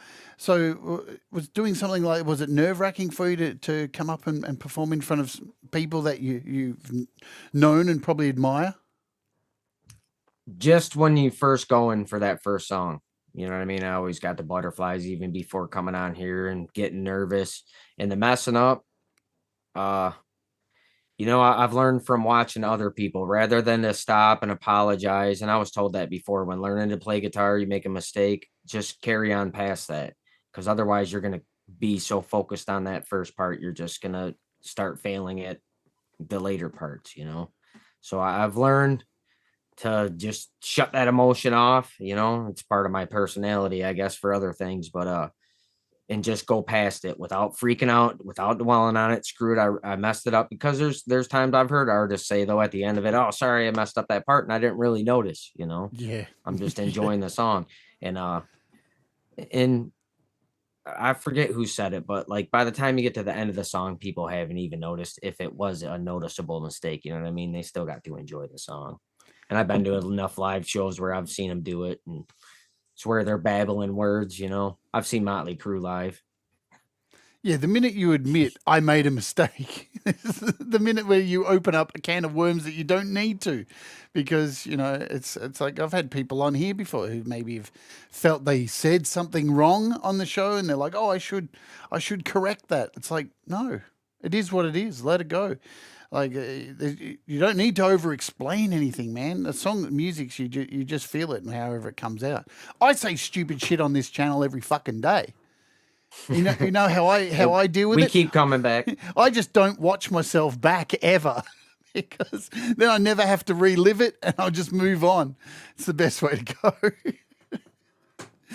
So, how's it been like receiving? I'm expecting that you receive a fair bit of love here. Do you get overwhelmed by when people telling you, "Hey, I really love your stuff"? Yeah, I do. It just, I don't care what people think about me, but when it comes to the music, I really do. And I don't get much criticism, but people make a lot of good points, and some of my songs are impactful to people. You know what I mean? I love hearing about people's locals and that. Hey, we're trying to organize at our workplace too. You know, great song, and even my mail carrier. You know what I mean? She had that song posted on her on the post office Facebook page. You know, and songs like Letter to My Dad, you know what I mean? That's a sad thing and a sad time for me. And other people identify with that, and I feel bad for them because I know they've been through the same thing. Yep. And some people just like the entertainment aspect of it, you know what I mean? You look excitable when you're playing. I love that energy, you know. I like hearing it all. But some of the comments get pretty deep, you know, and sometimes there's multiples depending on how the song is, where I can't pick one to pin. So every now and then something just happens to impact me at the right emotional state when I see it, and that's what gets thrown at the top, you know. Not that another comment is better, it's just the way that impacted me. Yeah, and when you write music that's so close to your heart, and you're wearing your heart on your sleeve, you're throwing it all out there. You don't leave much behind. You know, you're going to have an impact. So you're going to get comments that are a lot deeper than "That was awesome, man." Because and that's cool too. You know what I mean? I try to leave some comments with some substance, but you know, you do 20 or 50 of those in a day, and sometimes you know you don't want to repeat yourself. And yeah. Of course, we can't write novels for every comment, can we? No, but people love it when I give them a comment, when I understood what the song was about and just didn't take it for its entertainment value, and they're like, wow, you know, thanks. And not a lot of people pick up on that or don't mention it, you know. Absolutely. So I'll ask you this question. I'll play another video song, and then we'll wrap up with get you to grab your guitar. So recently you've had some issues with computers. You've had some things fuck with you, but the technology's starting to become, I think you seem far more settled. Like I was stoked when I saw you come on Gmail. Hey everybody, I got a new computer, and like there you were finally playing, because you tried for weeks to get live, you know, and you had, I think you're doing it on a device or whatever it was. Now that you're starting to build up some stuff, are we gonna get some Folkenbluzer like recorded and like some even some live stuff? Are we gonna get something like released and official? Is that on your map? Yeah, I'd like to get quality recordings of my stuff, and I got plenty of people that'll offer. I could send them the audio and they could polish it up, but I'd like to be able to do it myself too, you know. Absolutely. So and I like Hippie's idea, you know, level the playing field is kind of a universal song, doesn't really divide people in any way and unites them. It's about, you know, uniting. That might be a good song to make my first song. I don't know if it'll be acoustic, if it'll be electric, but you know, but I would like to do that with all my songs. These are my live versions. That's a certain vibe, you know what I mean, that I have on them videos, and I'd like to have actual studio recordings of the songs. absolutely. I'd like to be able to do it myself, you know. And because, like, I was thinking this when you're on Hippie, and Hippie asked a similar question. Because you are such a live and emotionally feeling artist, you know, you can release stuff. You can release live recordings of yourself playing. So it's not really a, you know, it has to be like proper studio made, you know, with all the bells and whistles. You know, how many bands have done it throughout history? Everyone's got live albums, and what a beautiful thing to have these, you know, live moments. I love live tracks. I think they're beautiful because they capture a moment, and even with the fuck ups and all, you know, I love the fuck ups. The fuck ups mean that it makes you human. It humanizes you. You know, music can be so polished these days that the character just disappears out of it. I've heard that happen too. Yep. You know, it loses something to it. And the band is actually, when I see a quality recording of their live performances, I like that song better. Like an example is Arch Enemy's Nemesis. I like both of the female singers that they've had. I don't like the studio recording of Nemesis, but I do like Alyssa's live performance of it at I think it was Vakin. And it's just badass. And that's one of the things that really helped me get into that guttural vocals, was her performance of that. And it was like, wow. I'm going to play another track. Now, if I play Do you want to close with level the playing field? Would you do that? Or is there something else I would like to do that Yeah? because I wanted to do maybe something you didn't play. So while you were playing this, I was going to look at something I didn't send you. Yeah, well, I was going to play now Elizabethtown. So I'll play that, and then we can go out with and all right. So we'll play this now. We'll come back and we'll close all this thing off, and then we're going to get a live performance, which is great. So that's awesome. Let's play this. This is Elizabethtown Ramada. And we'll see you all back here shortly for the big finale. Yeah, baby. Rock and roll. Let's do this shit. Boom. All right.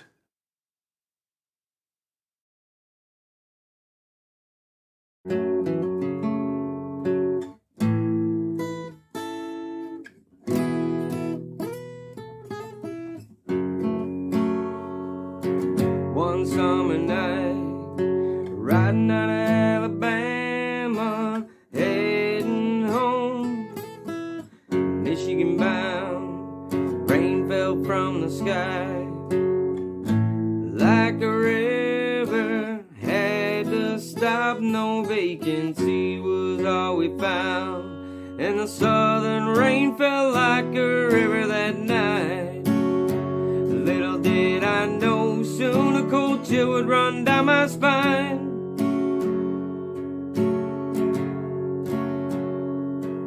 So we rolled on 80 more miles to Elizabethtown, till we found a place to shut down.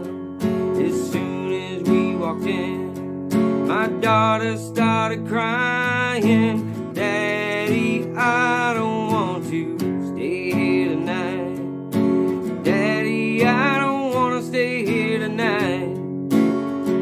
I don't know what it is, but I feel scared inside.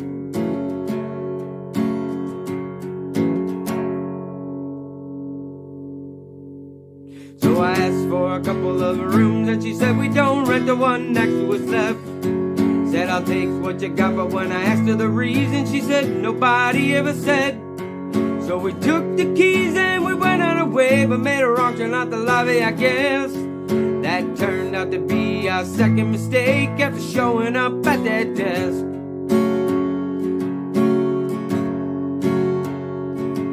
So we walked till we got to the end of the hall. No elevator was there to be found. Little did I know it was in that moment that I wouldn't be the same for a while. Cause my daughter was pointing in the other direction, and not as far as I could tell. When she finally spoke, sent a chill on my spine. And this is what she said. Why is that old woman walking the hall there in an evening gown? She's walking up to every table, moving all of the flowers around. Said, baby girl, ain't nobody here, it's just you and the family. She said, Daddy, she's standing right in front of me. Well, I tried to shrug it off, we were just tired. I picked her up, walked to the room, but as I walked down the hall, felt something creeping on me. I turned to look, and there was no one around. And as I walked down that hall, I never felt so scared of something I couldn't see. So we opened up the door, looked inside. Coast is clear, or so it seemed. Got settled in, and I looked down at a card that said, welcome to Elizabethtown. And as I looked around that room, something still didn't feel right to me. And it topped it all off. Door on my side of those two rooms wouldn't latch for me.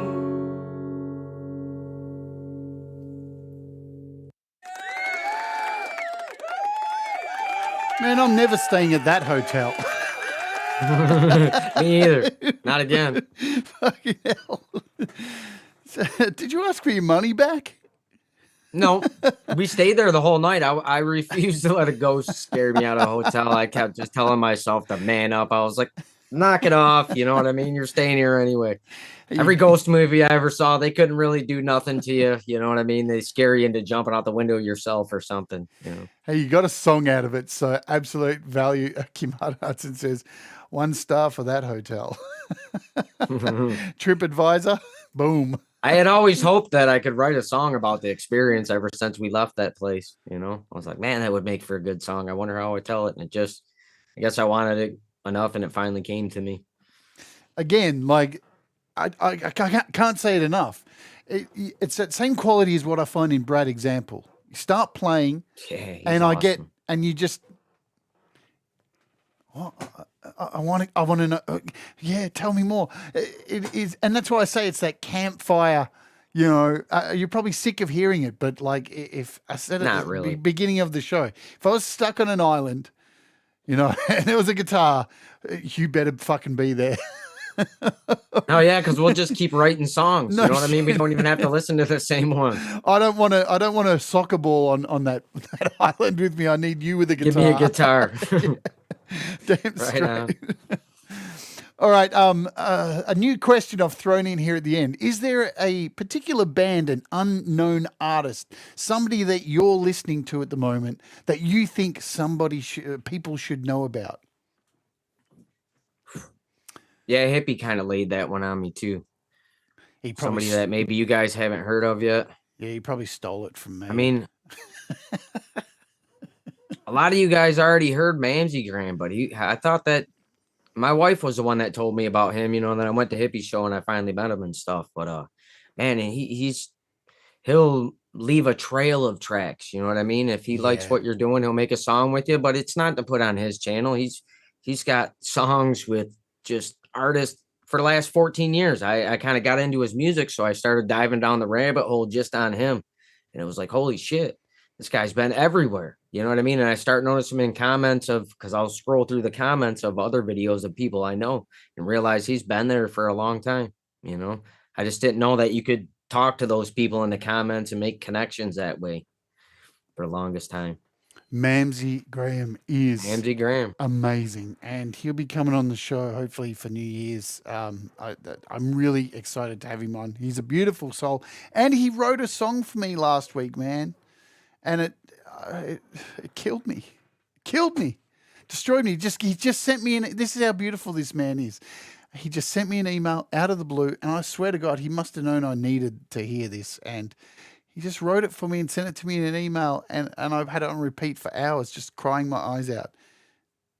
He just knew. He's an amazing soul, and more people need to hear his music. Absolutely. We are at our 10-minute mark towards the end of the show. I'm going to hit you with the last question. I'll throw at everybody, and then I'm just going to let you play this motherfucker out, because that's what you do best. If somebody, Al, was considering becoming creative in whatever field, when do you think would be the best time for them to start? Immediately. You heard it. Is there any other? Get to it now. Do it now. Do it now, bitches. All right, we've wasted enough time yammering, and I thank you so much for coming on here and absolutely bearing your soul. It takes a lot of character to do that. I'm respect out of there's no room on this planet for the amount of respect I have for you to come on and bear your soul like that in front of so many people on the internet. You are an incredible human being. Lucky for me, I can only see you and I don't see them in the chat. Oh, there's a lot of love, man.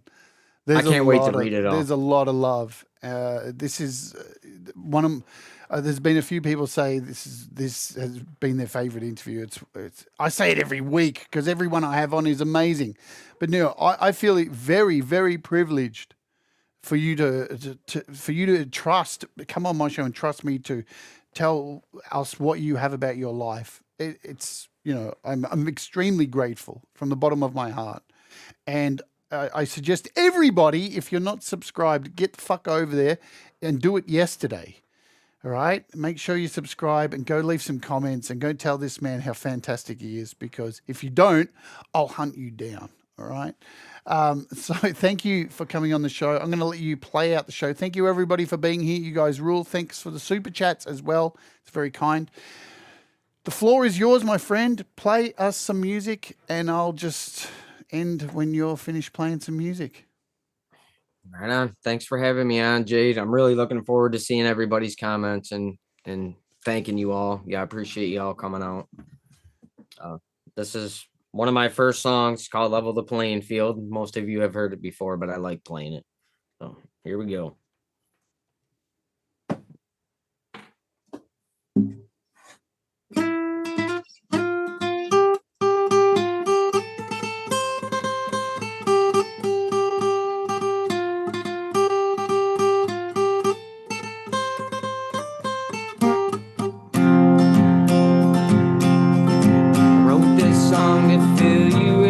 Some history, art that means a lot to me and those in my family. Auto workers, school bus drivers, journeymen, police. This goes on, all proud union members. Then there's me. Well, I work in a Detroit, Michigan factory, like my mom and my dad and his dad before me. But it's not the same as it used to be. Things they fought for, we let them take from you and me.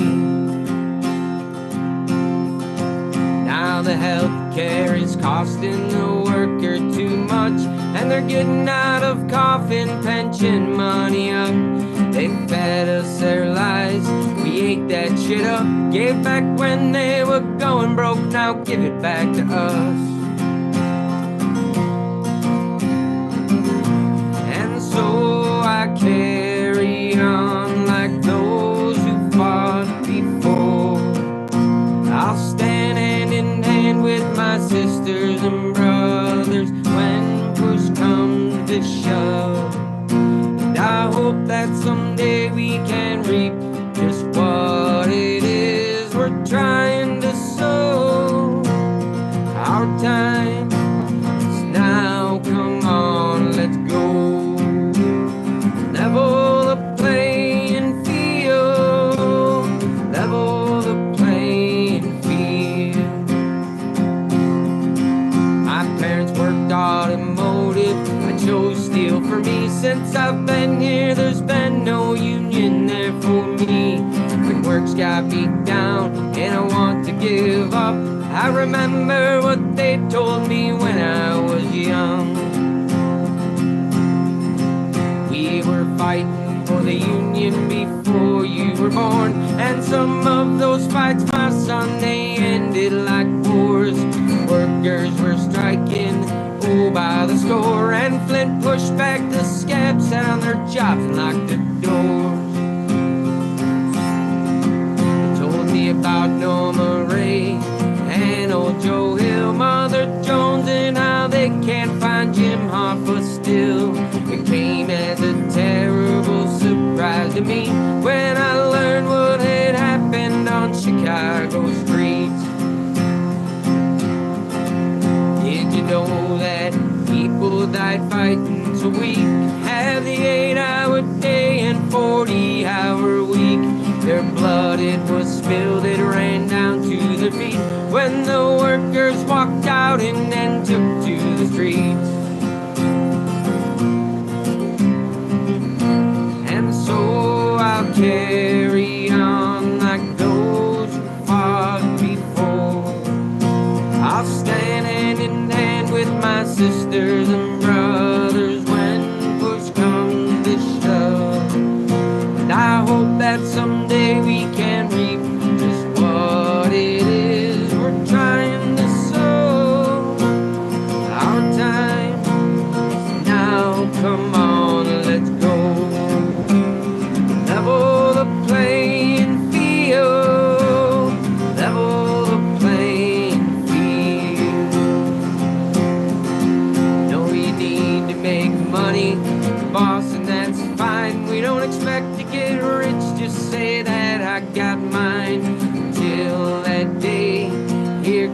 light. I'll rally the workers to get organized. Maybe you have a better plan, but as for me, I'll be working in one of these old factories. While I'm in here breaking my back doing time, I'll be damned if I sit back and just walk the line. And so I carry on like those who fought before. I'll stand hand in hand with my sisters and brothers when push comes to shove. And I hope that someday we can reap just what it is we're trying to sow. Our time is now, come on, let's go. Level the playing field, level the playing field. Thank you all for coming out, and be kind to each other. I love you guys. Rock out. We'll rise together,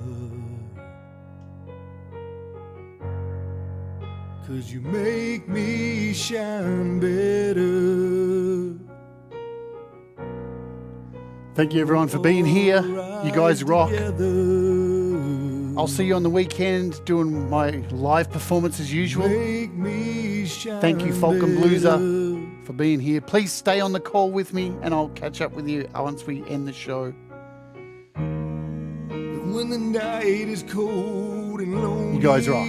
See ya. we all shine together. Be good to each other, yeah?